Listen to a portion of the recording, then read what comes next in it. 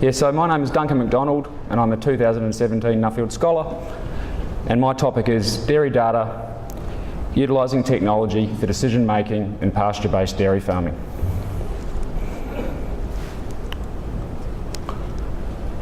So first of all, I'd like to thank my sponsors, the Bonlac Supply Company and the Sylvia and Charles Viertel Charitable Foundation. Obviously without their generous support, none of my travels would have been possible. A huge thank you also goes to my family, in particular my wife Shannon, who's here today, for all of her support while I was travelling and for looking after our two children, Charlotte and Oliver. A big thank you also goes to my parents, to my father Alistair, who kept the farm operation going while I was away, and to my mother Leslie for her support. And I'd also like to make special mention of my grandfather Ken Macdonald, who was actually a 1971 scholar from New Zealand, and he encouraged me to apply and also supported my travels. A bit of background on our farming operation. So we run two 200 hectare milking platforms at Yolla in northwest Tasmania. We milk around about 500 cows on each farm. They're a crossbred herd and it's a spring calving pasture based system. So over 90% of our feed is homegrown and most of that's grazed in the paddocks directly by the cows. So it's quite a simple system. Right, so getting to my actual study topic. So this graphic highlights what I wanted to achieve when I first set out on my travels.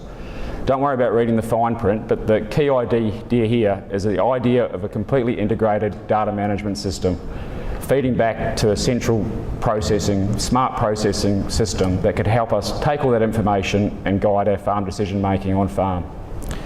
I'd seen all this technology coming out and I really wanted to see how close we were to this sort of system being a reality for our farming operations. How close we were to being able to replicate elite farm management using this sort of system. So to understand that, I wanted to travel around the world, finding out what farmers were currently using, and also looking at what was being developed in the ag tech space.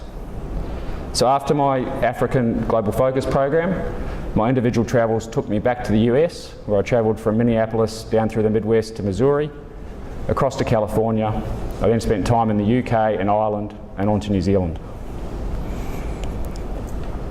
There ended up being three main areas that I focused on. One of the first was this idea of the connected cow. There's a huge variety of wearable sensors that are available now for cows, ranging right from pedometers through to rumen-based devices and calving alert sensors. The most common ones are the AirTag and collar type shown in these photos. I managed to see quite a different variety of types on farm. Most people were using them primarily for estrus or heat detection in cows. Many of the devices can also detect health ailments, monitor grazing behaviour, and researchers are working on refining the algorithms so they can potentially predict individual cow intakes.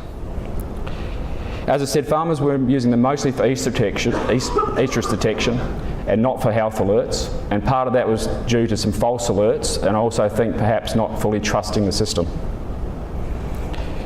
Generally the technology does work, but it's still quite uncommon in pasture-based farms. And there's a few reasons for that.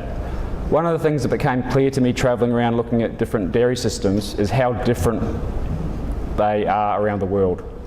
Most of this technology has been developed for the housed year-round calving systems that are very common in Europe and the US. So under this system they have cows at any one point that will be at all varying stages of lactation. They'll have cows at peak milk production, ready to calve, ready to dry off. So each one of those animals has a different requirement for feed and is prone to different health issues. So obviously under that system, individual cow monitoring becomes extremely important. In robotic situations, which are also very common over there, it becomes almost essential. If you contrast that to our pasture-based seasonal calving dairy farms, first of all, we're generally working with a slightly more robust animal. It's been bred more for fertility as well as production. And we have this seasonal component to our business. So we calve all of our animals over an 8-week period. We then mate all of our cows over a 6-week period. So that creates a condensed workload for us, but it means all of our animals are at a similar stage of lactation. And therefore, through simple and focused protocol-based system approaches, we can get good results on our farms. We can stay focused on manually identifying and drafting cows for 6 weeks of mating and get good results. The other difference is we generally run more cows, we have bigger herds, so obviously that means more sensors and that means more cost. We're also grazing out in the paddock. So we walk our cows 2 kilometres to the furthest paddock, and some farms are much more. That means to keep this information live in our situation requires additional infrastructure. Now, some of the companies have done a really good job in recent years in improving this and making it work, but it does still create that extra cost and an extra opportunity for error to creep into the data. So I don't think we should rule the technology out. It's definitely becoming more popular and the technology is getting better, but in the meantime we can achieve similar, if not better in some cases, results through well-managed conventional systems. The next area I looked at was pasture management and measurement.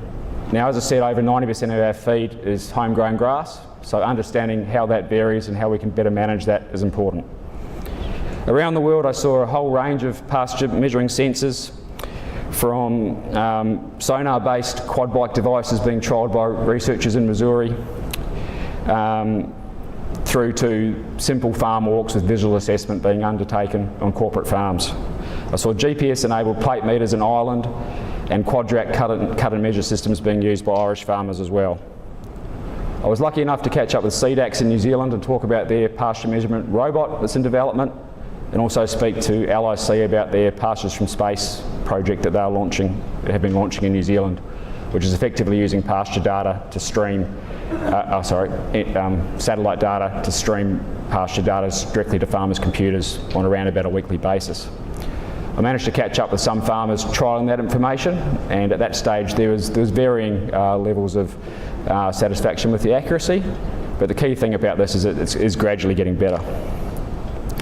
But with all these different methods I saw, it really reinforced that pasture is actually still very difficult to measure accurately. We're getting new techniques which make it easier to get information, but it's not actually becoming more accurate. And one researcher I spoke to in New Zealand who had spent his lifetime in this field said we're absolutely kidding ourselves if we think we can actually measure grass more accurately than to 300 kilos of dry matter without actually cutting it and measuring it. And that's about 80% of the accuracy that we need. And I think he's probably right. So with that in mind, the key with any method you're using is trying to get consistency in the results. And that way we can actually determine trends in what's happening on farm. So it's all well and good to have easier ways to get this information in, but we really need to follow through with that to the decision making. And that's where good software comes in. And that's the third key area that I looked at in my travels. So again, I came across a range, but one of the most important ones for me was an Irish dairy farmer who I met. And by coincidence, he had actually been developing his own custom system, which was very, very similar to what I'd been doing at home. His was based on a Google form setup, so he was involving all the staff members in recording daily information. The big difference between what he was able to do and where I was at that stage was his engagement with the staff, right the way through to the culture in the workplace of the importance of recording the data, but also involving them in weekly decision making and a very, very good focus on the key performance indicators for their business and keeping everyone focused on those. I also managed to find some very good commercially available integrated software solutions. The slide up there, that's a custom dashboard from a New Zealand software called Farm IQ. And this is a very complex software incorporating anything from health and safety records right the way through to your animal and pasture data. It incorporates different programs integrated into the one dashboard. What you realise with this sort of software when you start speaking to the people conducting the training and the developers is just how big it is to try and accommodate the needs of everyone. And yet they still get farmers ringing up every week asking for additional features to be added. And it's virtually impossible to accommodate everyone's wishes. The other thing I realised is we have to really think about what the financial viability for developers is. Pasture-based dairying farming makes up maybe 15% of the world's dairying. So if we're wanting software that's targeting everything that's in our systems, we have to realise we're actually a small part of the pie. And within that group, the number of farmers that are currently interested and willing to pay for software is actually very, very small. And I noticed this travelling around because some of the best software I saw, including the Farm IQ, actually only came about with additional investment from government or industry. Pasture Base in Ireland was a good example of that as well. That was a central database developed by their Food and Development Authority, and it effectively collated information that was being collected on farm by farmers. So that most of them use a web-based software program, and this was just a collation of all that information in one central point for industry. But this provided not only farm-specific information, but paddock level. So through collating all this, they had information about what paddocks were growing at, individual cultivars, fertiliser histories, all that side of thing coming into a central database, because they had seen that there wasn't a market there and the additional investment was needed to make it happen. And finally, on the software solutions side of things, don't rule out custom solutions. If you have a particular need that can't be met by any of the current softwares you can find, it is becoming easier to engage developers directly, and depending on your scale, it could be quite a cost-effective option to get exactly what you're after. So if I return back to my original graphic, I guess in my travels I discovered that farmers are successfully using a range of technology around the world, but what they're using is actually fairly basic and simple. There's a huge gap between what's being used on farm and what's actually being promoted by a lot of the ag tech developers. I discovered that if I wanted to create this fully integrated data system, the technology is there or very close to there. If I wanted to spend enough money, I probably could do it. I'd probably have to employ a full-time IT technician as well. But after attending all of these ag tech conferences and events and seeing table after table of drones and Internet of Things solutions, I also realised that just because we can do something with technology doesn't mean we should. Just because we can now with technology do all these things doesn't mean it should be a priority for our business or for our systems. I think that's especially important for our simple pasture-based systems. So instead of coming home with a wish list of technology that I wanted to go out to buy, I actually came home more feeling overwhelmed with options, but still looking for those practical, robust solutions. And when I started writing my report, I came across this study from Dairy NZ, which was looking at the modelled financial benefit from moving from low knowledge pasture management through to perfect. And it's fairly basic stuff that we know, but it's really just highlighting that from moving from low to good, that's where the biggest potential gain can be made with the least investment. Trying to get from good to perfect, potentially a lot of expense and smaller potential gains. And I thought that demonstrated well what I'd seen in the technology space. A lot of the new precision stuff is aimed at that perfect end. In reality, what I'd seen on farms, successful farms around the world, was people using simple technology to hit that good knowledge and that good management all the time.